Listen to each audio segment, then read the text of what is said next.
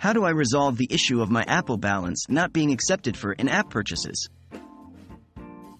In this video, we'll cover how to resolve the issue of your Apple balance not being accepted for in-app purchases. We'll go through the possible reasons for this problem and provide step-by-step solutions to help you fix it. Is your Apple ID balance sufficient? 1. Open the App Store on your device. 2. Tap on your profile icon in the top right corner. 3. Your Apple ID balance will be displayed under your name. If your balance is insufficient, you can either add more funds to your account or use a different payment method. Are your payment settings correct? 1. Open the Settings app on your device. 2. Tap on your name at the top. 3. Select Media and Purchases. 4. Tap on View Account. 5. Check that your payment information is up to date and accurate. If there are any issues with your payment method, update the information or add a new payment method.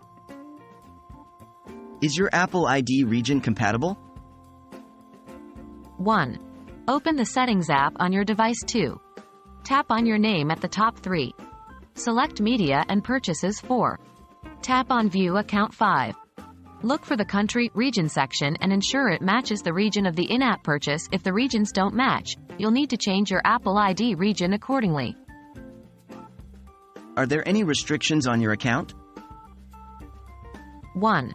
Open the Settings app on your device. 2. Scroll down and tap on Screen Time. 3. Select Content and Privacy Restrictions. 4. Make sure in-app purchases are allowed under the iTunes and App Store Purchases section. Contact Apple support. If none of the above solutions work, it's time to contact Apple support for further assistance.